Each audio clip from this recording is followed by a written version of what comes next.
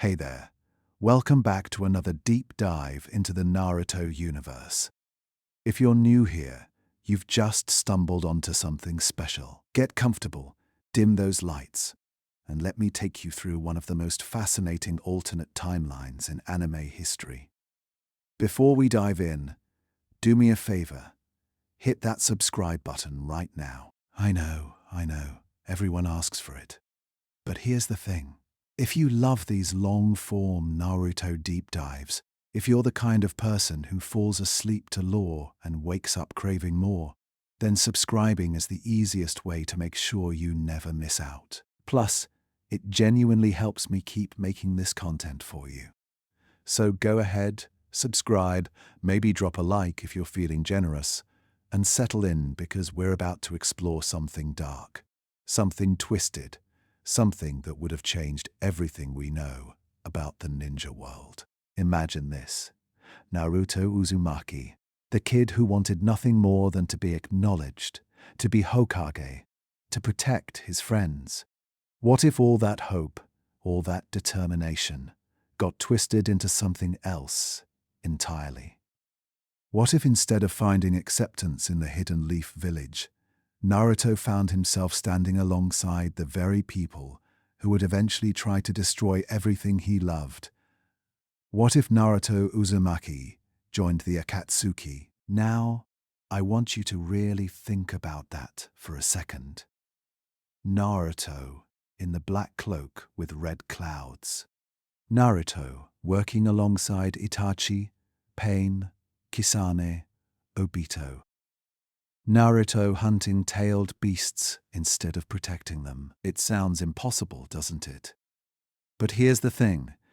It's not as far-fetched as you might think. Throughout the series, we see Naruto come dangerously close to losing himself to hatred, to the Nine Tails, to the darkness that lives inside every person who's been rejected and hurt.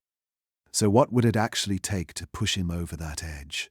And more importantly, what would happen to the entire ninja world if the most unpredictable knucklehead ninja became one of the most dangerous criminals in history? Before we get too deep into this, I want to hear from you. Drop a comment right now and tell me, who is your favorite Akatsuki member? Is it Itachi with his tragic backstory? Pain with his godlike powers? Maybe Deidara and his explosive art? Let me know, because I love seeing what you all think. And honestly, your comments make these videos worth making. Alright, let's set the stage for this alternate timeline. To understand how Naruto could join the Akatsuki, we need to identify the exact moment where everything would diverge from the path we know. In the original timeline, despite all the hatred, all the isolation, all the pain, Naruto had a few key people who kept him tethered to the light. Iruka-sensei was the first person to truly acknowledge him. The third Hokage, despite his failures, tried to protect Naruto from the worst of the village's hatred. And then there was Team 7, Sasuke, Sakura, and especially Kakashi, who gave Naruto something he'd never had before: belonging. But what if those connections never formed? What if they formed and then shattered in the worst possible way? Let's explore the most realistic scenario that could lead Naruto down this dark path. Picture this. It's the night of the Uchiha massacre. Itachi has just annihilated his entire clan. But in this timeline, something different happens. The Nine Tails inside Naruto reacts to the massive surge of negative emotion flooding through the village. Maybe it's the collective despair of the Uchiha clan dying. Maybe it's Sasuke's scream of anguish. Or maybe it's just terrible timing. But the Nine-Tails chakra leaks out more powerfully than it ever has before. Young Naruto, probably around 7 or 8 years old, loses control. The fox's chakra erupts from him in the middle of the village, and this time there's real damage. Buildings are destroyed. People are hurt. Maybe someone even dies. The village that already feared and hated Naruto now has concrete proof in their minds that he's a monster.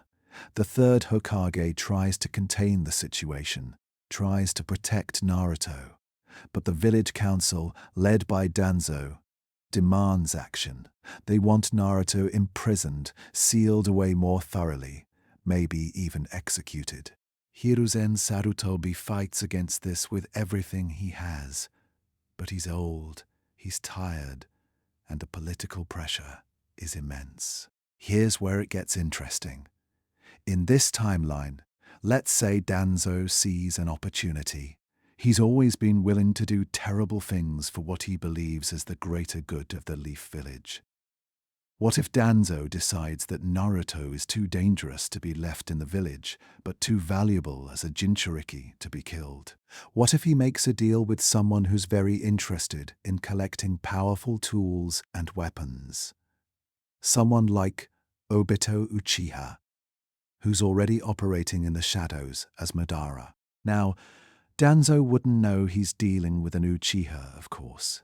He'd think he's making a deal with some underground organization that can contain Naruto, while keeping him alive as a potential weapon to be used later. Danzo's logic would be simple.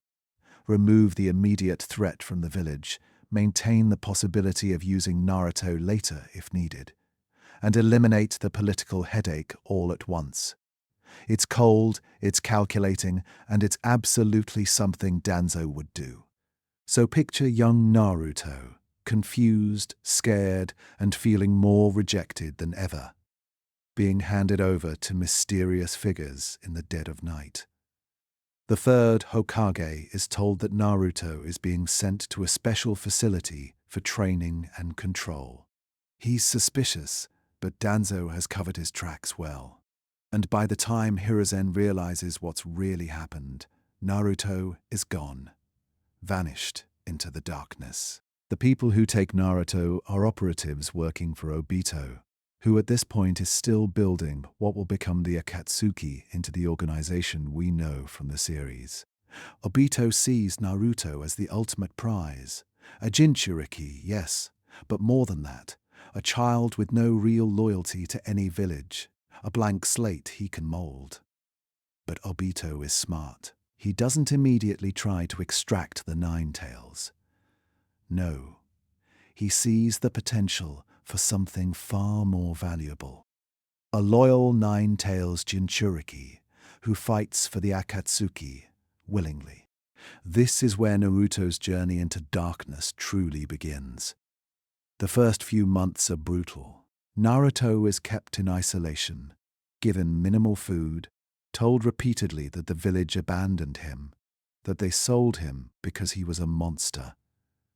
At first, Naruto doesn't believe it. He screams, he cries, he insists that Iruka-sensei will come for him, that the Hokage will save him. But days turn into weeks, weeks turn into months, and nobody comes. The abandonment he felt in the village becomes real, concrete, undeniable. Then, when Naruto is at his lowest point, that's when Obito makes his move. Appearing as Madara, wearing his mask, Obito tells Naruto the truth, or at least a version of it. He tells Naruto about the Nine Tails attack, about how the fourth Hokage sealed the beast inside a newborn baby. He tells Naruto about how the village knew what he was from the beginning and chose to hate him for it. He tells Naruto that the village leadership literally sold him to be imprisoned elsewhere because they feared him. And here's the most insidious part. Everything Obito says is technically true. He's just framing it in the darkest possible way. Obito presents Naruto with a choice. He can continue to cling to hope that the village that abandoned him will somehow save him. Or he can embrace what he really is.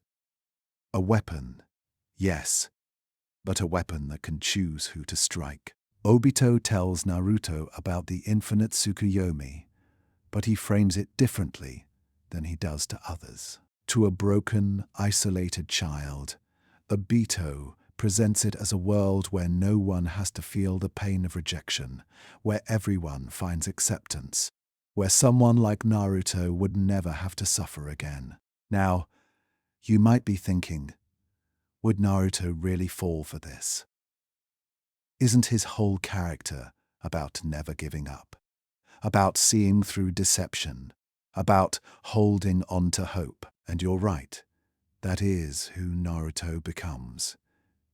But that Naruto was forged through the connections he made, through Iruka's acceptance, through Team 7's bonds, through Jiraiya's guidance. This Naruto never gets those things. This Naruto is younger, more broken, and most importantly, he's being manipulated by someone who is arguably one of the best psychological manipulators in the entire series. Obito broke through to Sasuke, turned him to darkness. He orchestrated the entire Fourth Great Ninja War. He fooled the entire Akatsuki into believing he was Madara, breaking a traumatized child. That's well within his capabilities. But Obito doesn't just manipulate Naruto with words. He's smarter than that. He introduces Naruto to someone who can relate to his pain. Nagato. Remember, at this point in the timeline, Nagato has already experienced tremendous loss. He's already killed in self-defense. He's already walking down the path that will turn him into pain. When Nagato meets Naruto, he sees a reflection of his own childhood, a child who's lost everything, who's been used as a tool, who's been made to suffer for things beyond his control. Nagato and Konan effectively become Naruto's new family. They don't baby him or coddle him, but they don't hate him either. They treat him like a person, something the Leaf Village rarely did. They train with him, eat with him, and most importantly, they share their pain with him. Nagato tells Naruto about losing Yahiko, about how the great villages play their political games while regular people suffer and die. Konan shows Naruto kindness, something he's barely experienced. And slowly, gradually, Naruto starts to believe their vision. The Naruto who trains with the early Akatsuki is different from the one we know. He's quieter, more serious, but he still has that same determination, that same refusal to give up. It's just pointed in a different direction now. Instead of training to be Hokage, he's training to create a world where no one else has to experience what he did. Instead of wanting to protect the Leaf Village, he wants to tear down the entire system that villages represent. Training under Nagato and the influence of Obito, Naruto's growth is accelerated in different ways than the original timeline. He still has the Nine Tails, and without the mental blocks and fear that the Leaf Village imposed on him about using its power, Naruto actually learns to access the fox's chakra earlier and more efficiently. Obito, who has experience with tailed beasts through his control of the three tails and knowledge from Madara, teaches Naruto techniques for drawing out the Nine Tails' power without losing control. By the time Naruto is 12 or 13, around the age he would have been during the Chunin exams in the original timeline, he's already a formidable fighter in this alternate world. He's learned some of Nagato's Rinnegan techniques through observation, though he can't use them himself.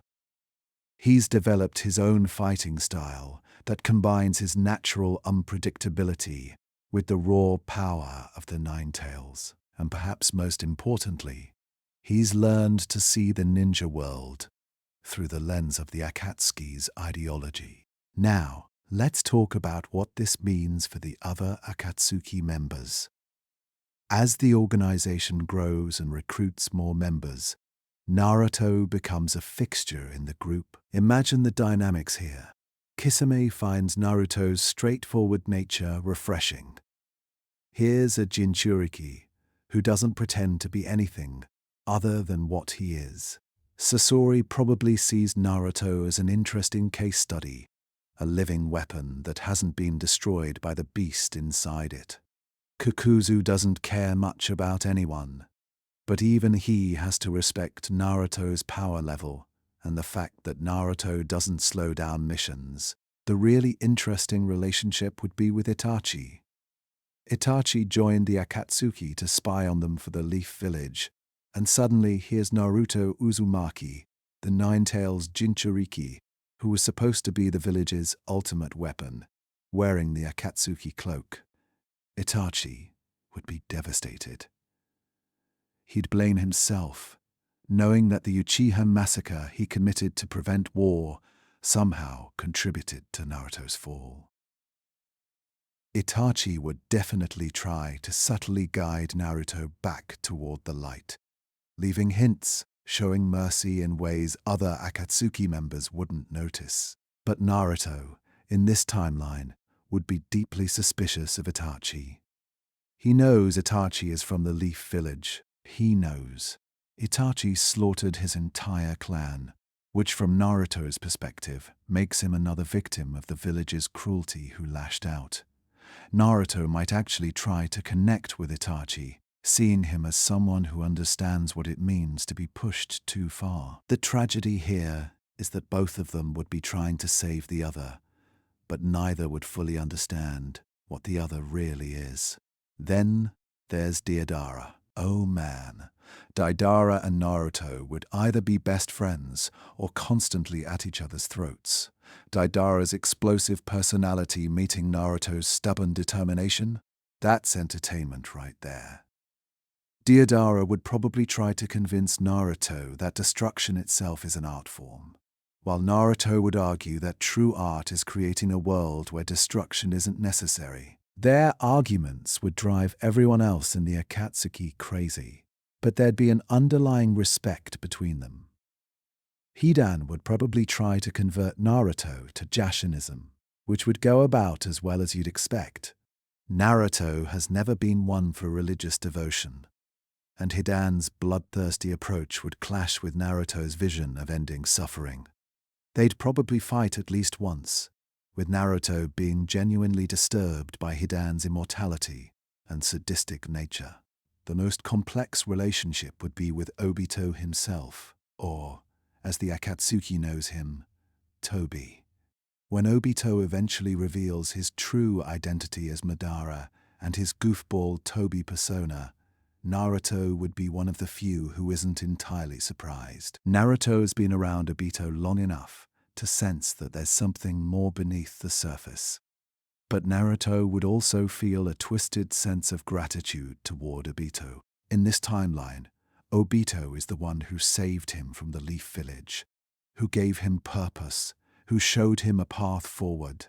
It's a deeply unhealthy dynamic, almost like Stockholm Syndrome, but it's one that would keep Naruto loyal to the Akatsuki's cause. Now, let's think about how the main story would change with Naruto as an Akatsuki member. The Akatsuki's plan in the original series was to capture all the tailed beasts and use them to create the 10 tails, which would then be used to cast the infinite Tsukiyomi. With Naruto already on their side, they're starting with one of the most powerful jinchuriki already in their possession. This accelerates their timeline significantly. The first major change would be in how they approach capturing the other tailed beasts. In the original story, the Akatsuki went after Gaara and the One Tail first, then gradually worked their way through the others, saving Naruto for last. In this timeline, with Naruto as a member, they'd use him as a weapon to capture the other jinchuriki. Think about it. Naruto would understand what the other jinchuriki have been through. He could approach them not as an enemy, but as someone who's been where they are. Imagine Naruto approaching Gaara. In the original timeline, Naruto and Gaara's connection is one of the most powerful in the series. Two jinchuriki who chose different paths, who see themselves in each other. In this dark timeline, that connection still exists, but it's twisted. Naruto would tell Gaara that he understands the isolation, the fear, the hatred. But instead of offering Gaara hope and friendship, Naruto would offer him the infinite Tsukuyomi.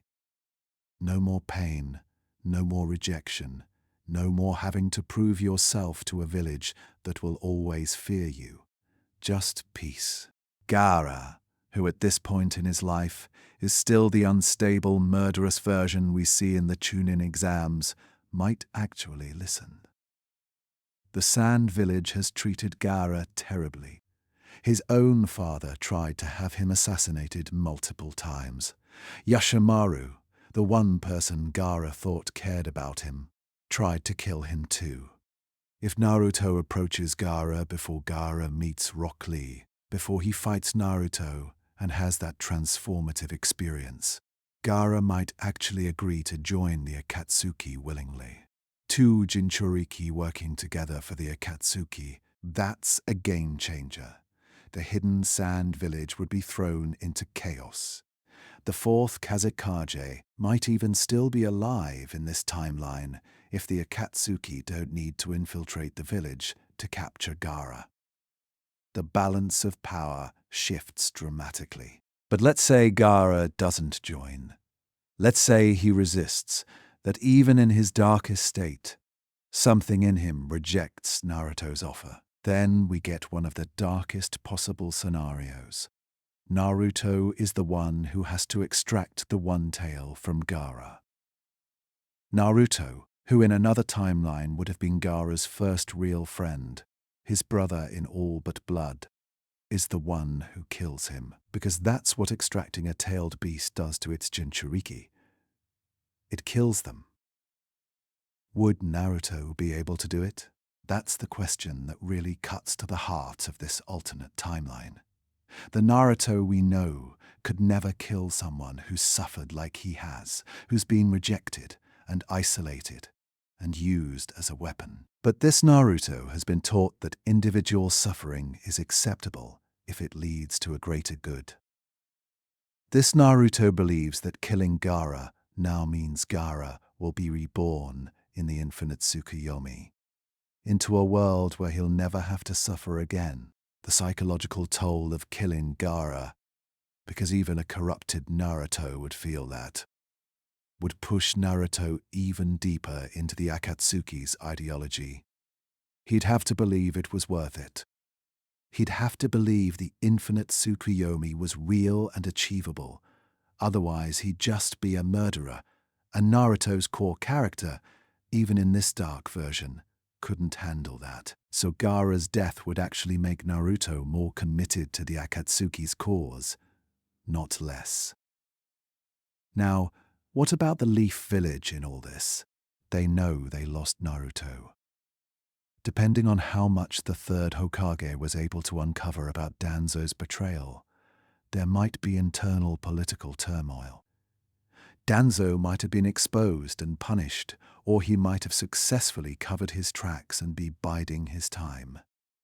Either way, the village has lost its jinchuriki, and that's a massive strategic loss. When Hiruzen Sarutobi dies fighting Orochimaru, which would still happen in this timeline, the village would be even more desperate for leadership. They'd still bring back Tsunade as the fifth Hokage, but the conversation would be different. Jiraiya, when he's sent to find Tsunade, would also be thinking about Naruto. Jiraiya would feel immense guilt that he wasn't there for Minato's son, that he failed another student. His quest to find Tsunade would also become a quest to find any information about what happened to Naruto. And eventually, Jiraiya would find that information. Through his spy network, he'd hear rumors about a young blonde ninja working with the Akatsuki. At first he'd dismiss it as impossible, but then he'd investigate further, and the horrifying truth would become clear. Naruto Uzumaki, the child of prophecy, Minato's son, the one who was supposed to bring peace to the ninja world. He's become one of the very criminals Jiraiya has been tracking for years. Jiraiya's reaction would be devastating. He'd blame himself completely. He'd see this as his failure, his punishment for not being there when Naruto needed him most. And Jiraiya, being Jiraiya, he wouldn't give up. He'd make it his mission to bring Naruto back to the light, to undo whatever brainwashing or manipulation the Akatsuki had done. The first meeting between Jiraiya and Akatsuki Naruto would be one of the most emotionally intense moments in this entire alternate timeline. Picture it. Jiraiya finally tracks down the Akatsuki, maybe during a mission to capture one of the other jinchuriki. He sees Naruto in the black cloak with red clouds, and his heart breaks. Jiraiya would try to talk to Naruto, to make him remember who he really is, what his parents wanted for him. But Naruto, who's never even heard about his parents in this timeline, wouldn't understand what Jiraiya is talking about. All he'd see is a Leaf Village shinobi, one of the legendary Sannin, trying to manipulate him just like the village always did. Naruto would accuse Jiraiya of abandoning him, of being just like everyone else in the Leaf, who turned their backs on him. And the worst part? Naruto wouldn't be entirely wrong. Jiraiya did leave the village for years at a time.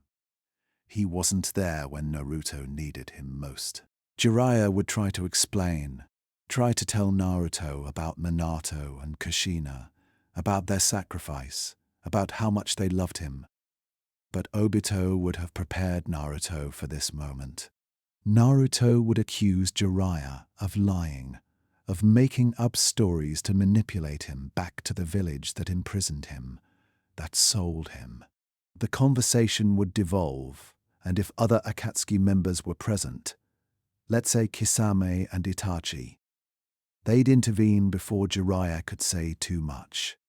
The fight between Jiraiya and the Akatsuki squad, that includes Naruto, would be brutal. Jiraiya would hold back because he's fighting his godson, a child he swore to protect. Naruto would fight with everything he has because he sees Jiraiya as a symbol of everything that betrayed him. Kisame and Itachi would be trying to kill Jiraiya because he's a major threat. The whole battle would be tragic because everyone involved would be fighting for what they believe is right, but their beliefs are fundamentally incompatible. Let's say Jiraiya manages to escape, barely.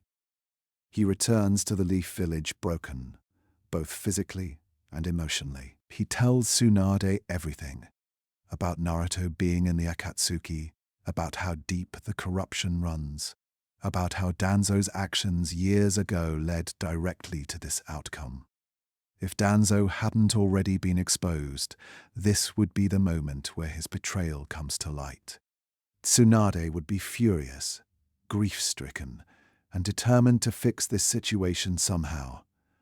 This is also when Sasuke would learn about Naruto's fate. In this timeline, Sasuke never had Naruto as a rival, as a teammate, as someone pushing him to be better.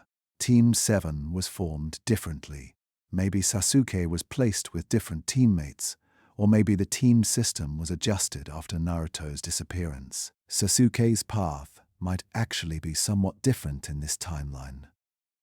Without Naruto there to challenge him, to serve as a mirror to his own darkness, Sasuke might not have felt as driven to gain power at any cost. But when Sasuke hears that Naruto joined the Akatsuki, that he's working with Itachi, something in Sasuke would snap.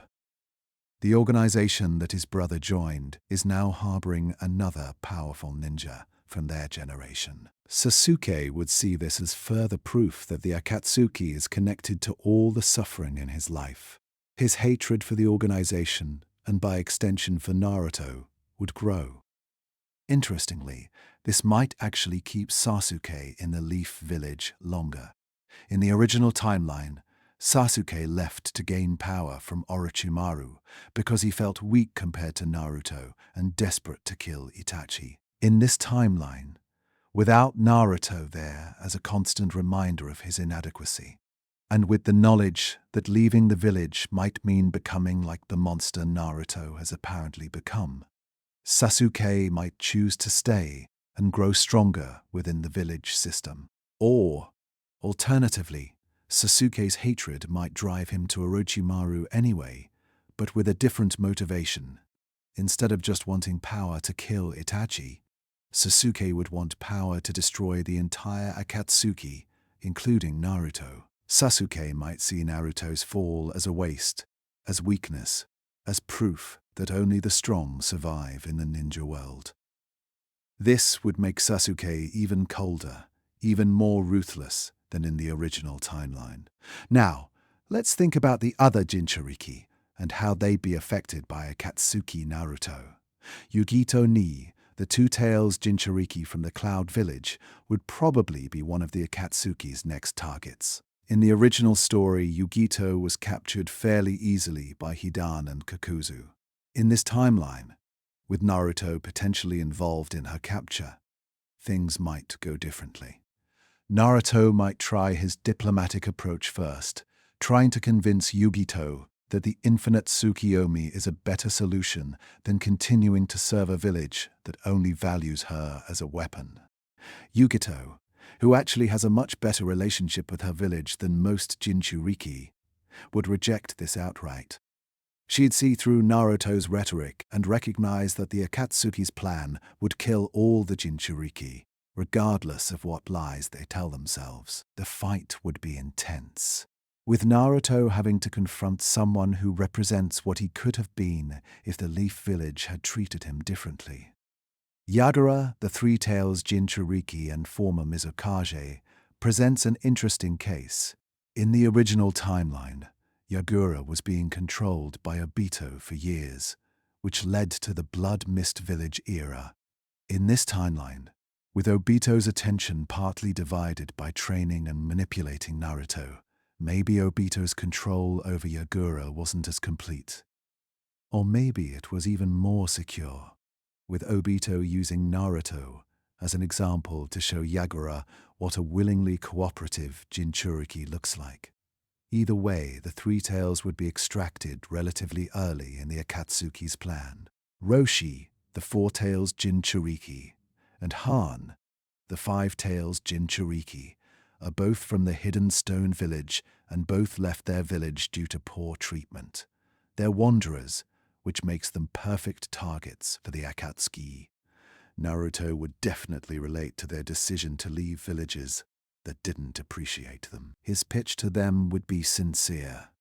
Join us not just in death, but in creating a world where jinchuriki don't have to wander alone, don't have to be exiled for the crime of being what others made them. If Naruto managed to convince either Roshi or Han to join willingly, it would be a huge moment for his character in this timeline. It would validate his belief that he's doing the right thing, that other jinchuriki see the wisdom in the Akatsuki's plan. It would push him further down the path of believing that sacrificing the few for the salvation of the many is acceptable. And it would make the eventual confrontation with those who oppose the Akatsuki even more tragic. Utakata, the Six Tails jinchuriki, is another wanderer with a tragic backstory involving his master trying to extract the tailed beast from him. Naruto would absolutely connect with Utakata's story of betrayal by someone who was supposed to protect him. Their conversation would be mirrors, talking to each other, two people broken by the same system in similar ways. Utakata might actually be the most likely jinchuriki to willingly surrender to the Akatsuki's plan, if Naruto is the one making the pitch. Fu, the Seven Tails jinchuriki, is unique because she desperately wanted friends and acceptance from her village. She's like a parallel universe version of Naruto, who never gave up trying to make people like her. Meeting Akatsuki Naruto would be devastating for Fu. She'd see what Naruto became after giving up on acceptance, and it would terrify her. But she'd also pity him, which might be the worst thing for Naruto's psyche. Being pitied by someone who reminds him so much of who he used to be would create serious cognitive dissonance. Killer Bee, the Eight Tails jinchuriki, is powerful, well-adjusted, and has a genuine partnership with his tailed beast. He represents everything Naruto could have been in an ideal world. When the Akatsuki comes for B, and when Naruto is part of that team, B would immediately recognize the tragedy of what happened to Naruto. B might even try to reach out to Naruto through rap or his unique brand of wisdom, trying to show Naruto that a jinchuriki can have a good life, can be accepted, can find true happiness without destroying the current world. The fight between B and Naruto would be one of the most significant in this timeline. B wouldn't just be fighting for his life. He'd be fighting to prove to Naruto that there's another way. And Naruto would be fighting not just to capture the Eight Tails, but to prove to himself that his choices were right, that his path is the only viable one for someone born a jinchuriki. Now, let's talk about what happens when the Leaf Village decides they can't wait any longer and must actively oppose Naruto and the Akatsuki. Tsunade would assemble a team specifically designed to capture Naruto alive and bring him home. This team would likely include Kakashi, because despite never having trained Naruto in this timeline, Kakashi would feel responsible as someone who failed to protect his sensei's son. It would include Jiraiya, obviously, who's made bringing Naruto back his personal mission, and it might include Sasuke, if he's still in the village, because they need someone from Naruto's generation who can match his power level. The team would also need someone who could potentially suppress the Nine Tails. Maybe Yamato, with his wood style inherited from Hashirama's cells, would be recruited earlier in this timeline specifically to help with Naruto. The whole team composition would be focused on one goal: separate Naruto from the other Akatsuki members, suppress the Nine Tails enough to talk to him, and somehow break through years of manipulation and trauma. Their first attempt would probably fail spectacularly. Naruto, fighting alongside other Akatsuki members, would be too powerful, too prepared, and too convinced of his righteousness to be swayed. The battle would be fierce, with both sides holding back just enough to avoid killing each other, which would paradoxically make the fight even more dangerous because neither side could go all out. During this fight, we'd see the full extent of what Naruto has become. He'd use Nine Tails chakra mode earlier than in the original timeline, having had years to practice with it. His taijutsu would be different, more brutal, more efficient, less flashy. His ninjutsu would include techniques learned from various Akatsuki members. Maybe he's picked up some water-style techniques from Kisame, or he's developed his own versions of explosive techniques after watching Deidara. His fighting style would be a dark reflection of what it could have been.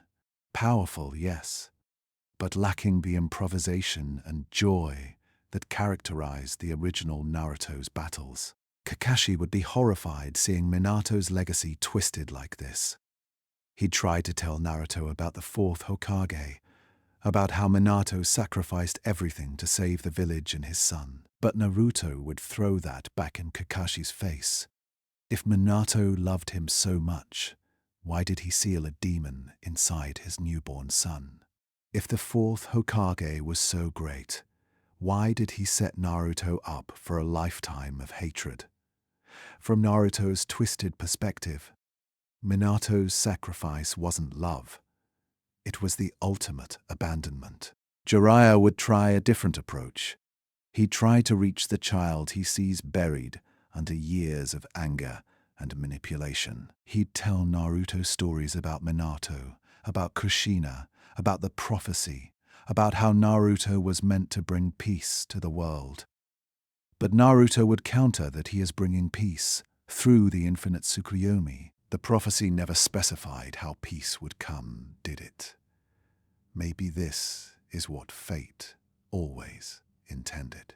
Sasuke, if he's present, would probably be the most brutal in his assessment. He'd call Naruto weak for giving in, for letting others define him, for joining the organization that harbors Itachi. Sasuke's insults would actually cut deeper than anyone else's words because, in a twisted way, Sasuke would be right. Naruto did let Obito and the Akatsuki define him. He did give up on his original dream.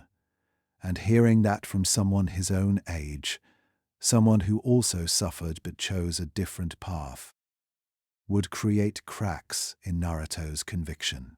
But those cracks wouldn't be enough. Not yet. The Leaf Village team would have to retreat, having failed to bring Naruto back.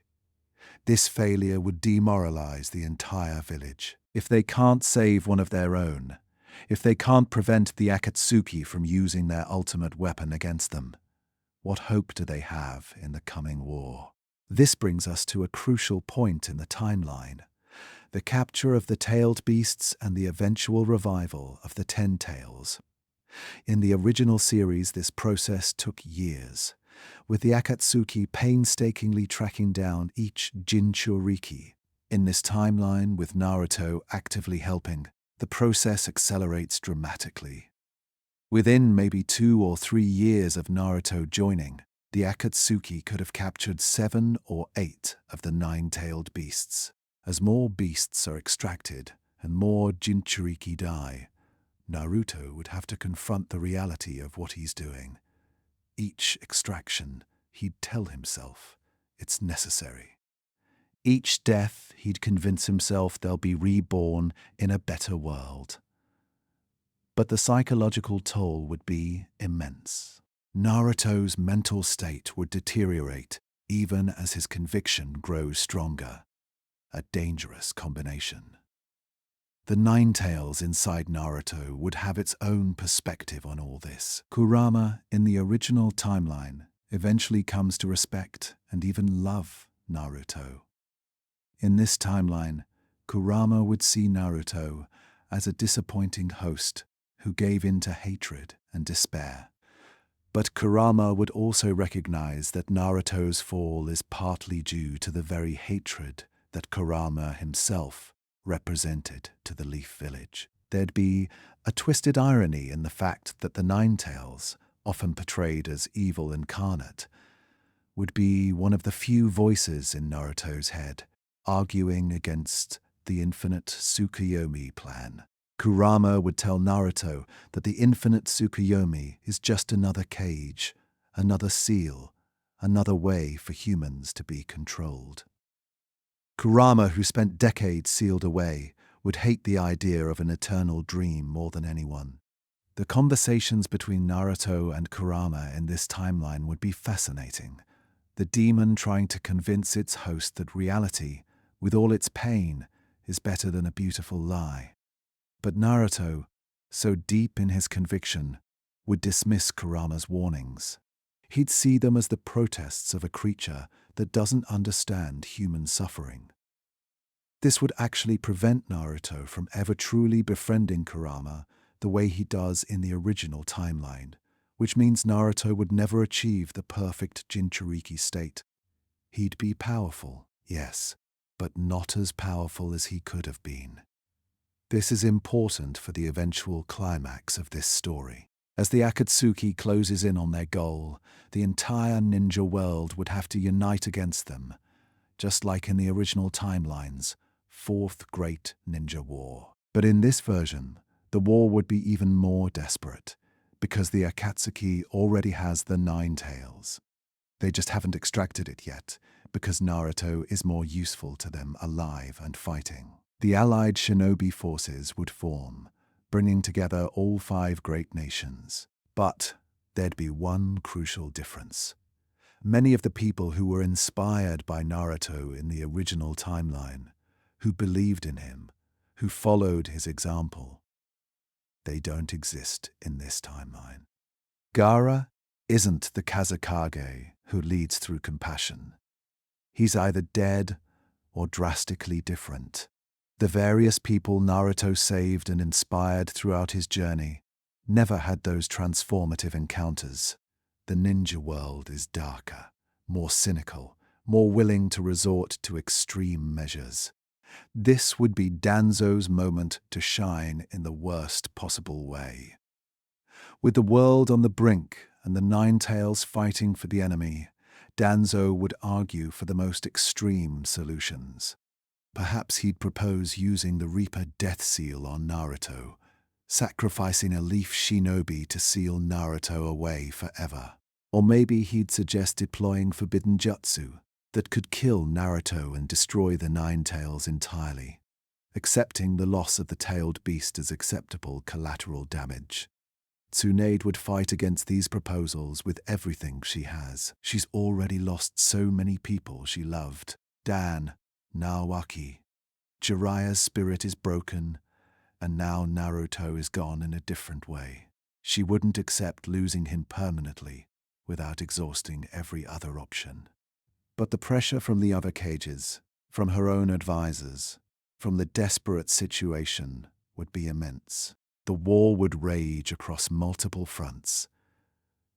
Obito, no longer needing to hide his true identity, would reveal himself fully. The revelation that Tobi is actually Obito Uchiha would send shockwaves through the ninja world, especially affecting Kakashi. But in this timeline, Kakashi is already emotionally devastated by Naruto's fall, so learning that his former teammate has been orchestrating everything might actually break him entirely.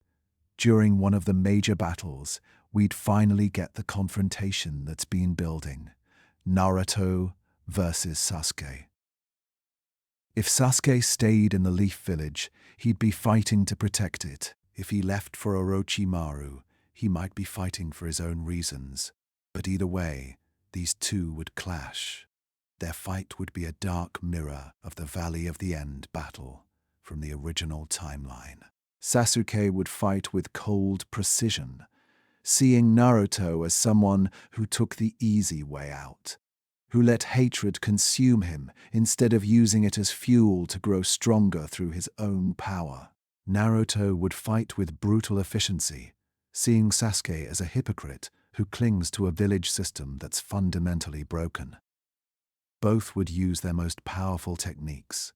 Both would be trying to prove their path is the right one. But unlike the original timeline's fight, which was about bonds and friendship and pulling each other back from the edge, this fight would be about ideologies. It would be about whether the world should be remade or reformed. And honestly, neither of them would be entirely wrong. Sasuke's point that Naruto gave up would be valid. Naruto's point that the village system creates endless suffering would also be valid. That's what makes this timeline so tragic. Both sides have legitimate grievances. The fight would end in a draw, both of them too exhausted to continue. And in that moment of vulnerability, maybe, just maybe, they'd actually talk. Really talk, without others around, without the pressure of their respective sides.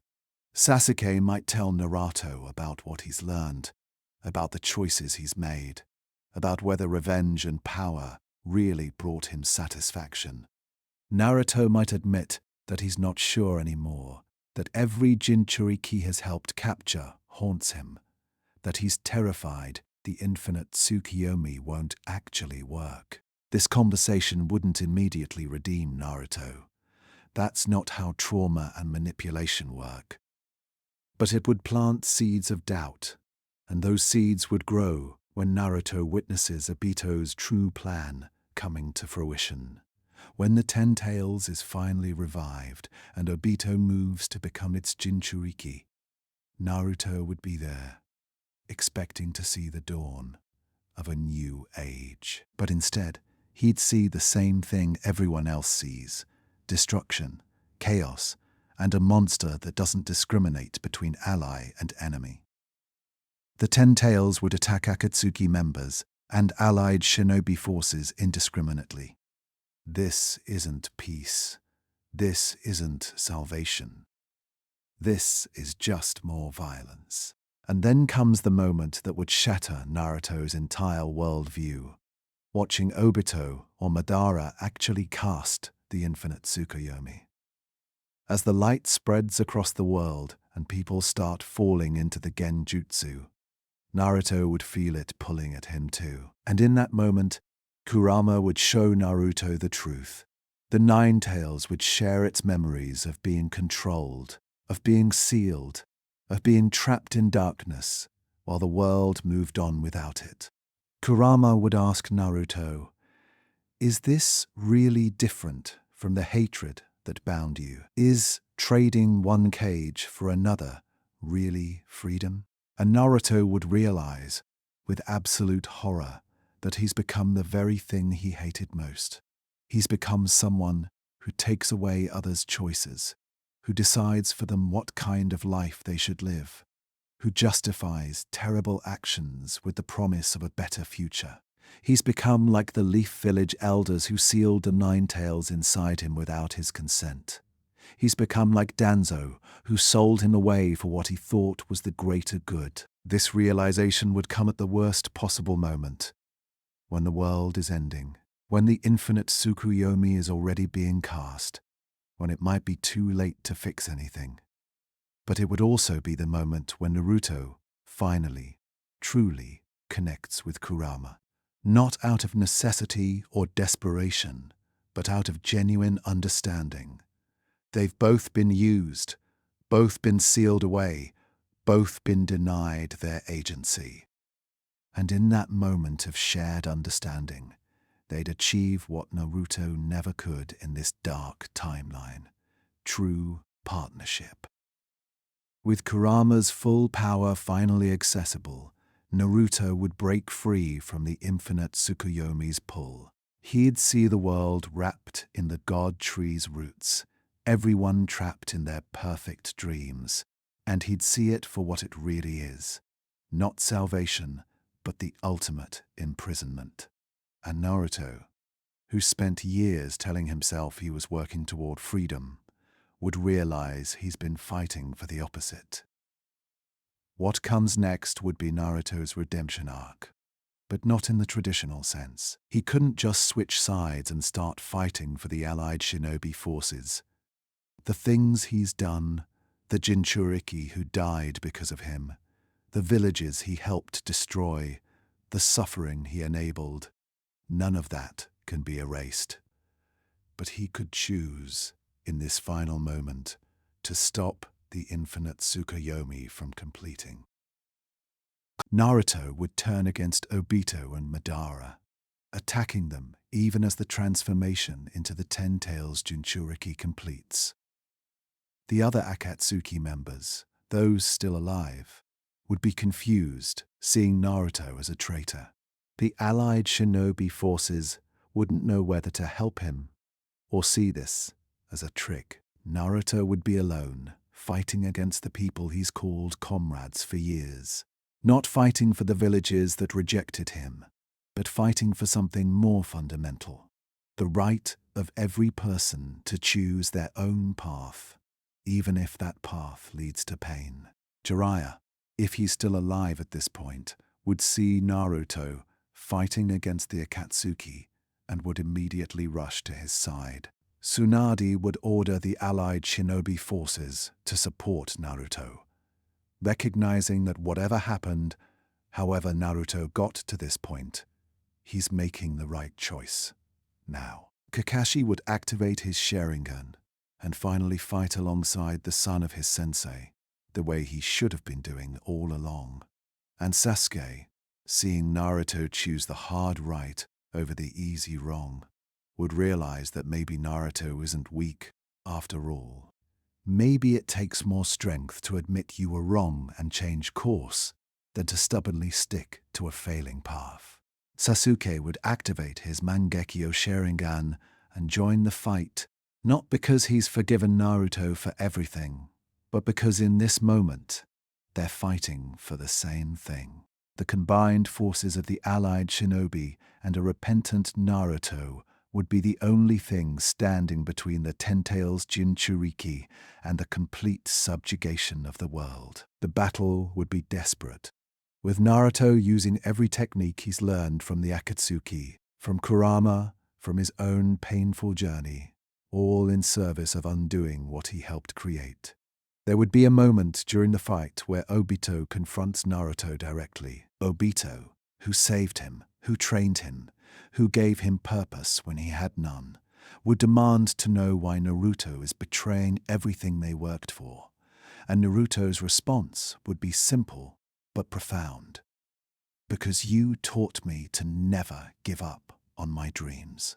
And my dream was never to trap people in a lie.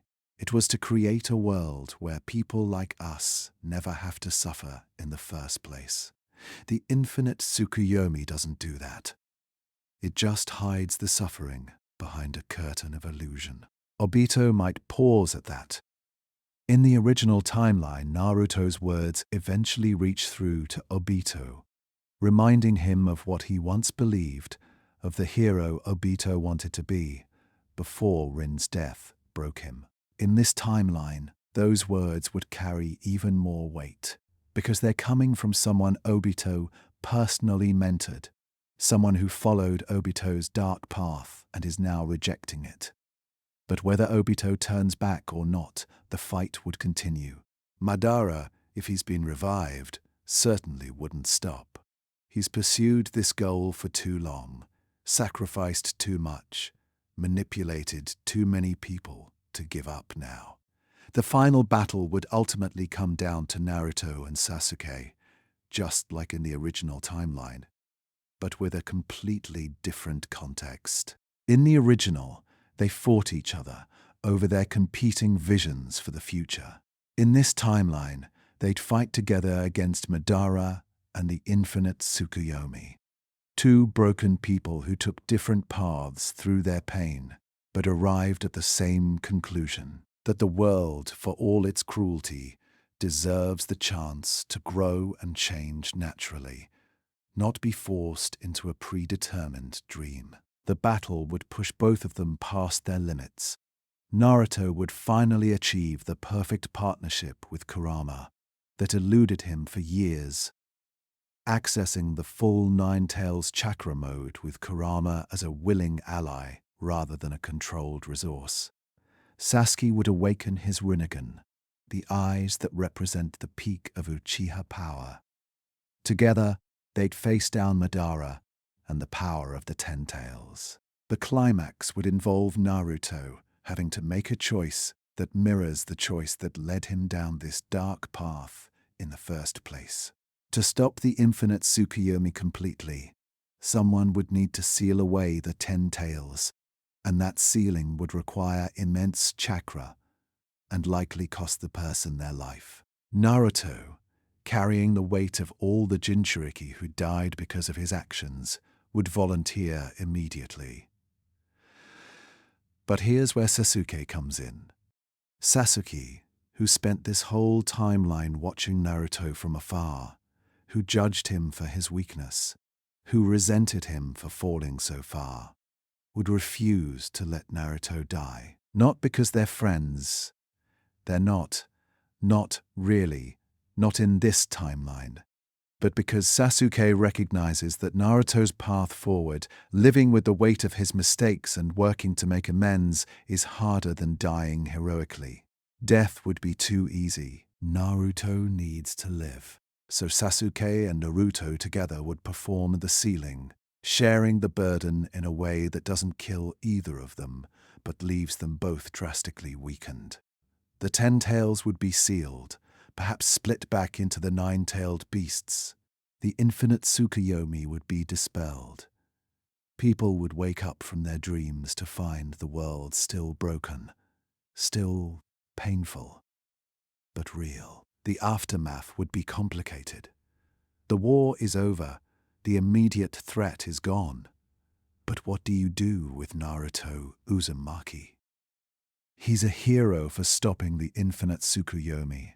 He's also a war criminal who helped the Akatsuki capture multiple tailed beasts and kill several jinchuriki. Some villages would call for his execution. Others might want him imprisoned. The Leaf Village would be torn between gratitude for his final actions and horror at everything that led to that point. Tsunade would argue passionately that Naruto deserves a chance at redemption, that he was manipulated as a child, that the village itself bears responsibility for what happened to him. But she'd also acknowledge that justice demands consequences.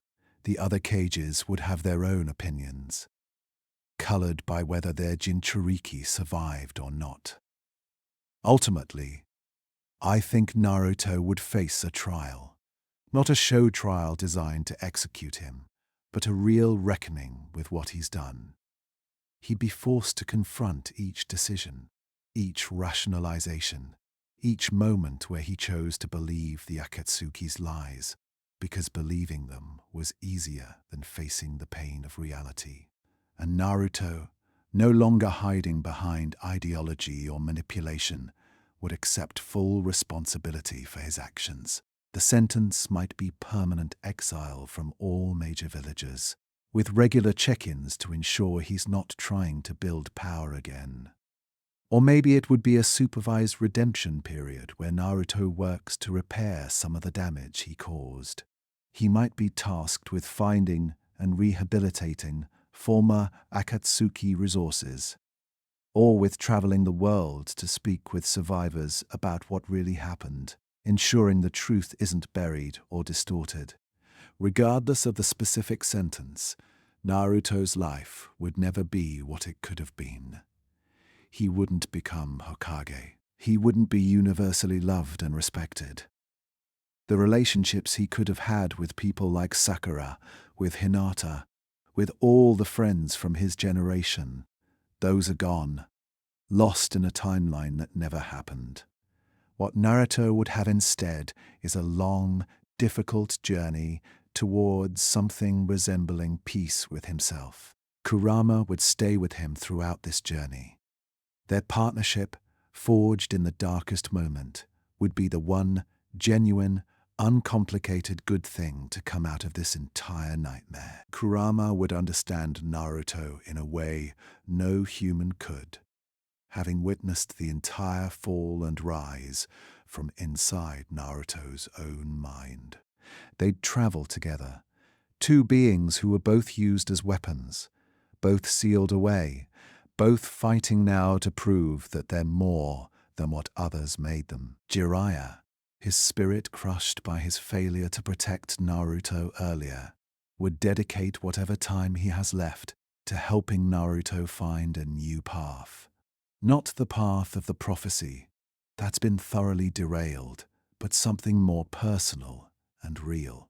Jiraiya would finally tell Naruto all the stories about Minato and Kushina, not to manipulate him back to the village's side, but just so Naruto knows where he came from.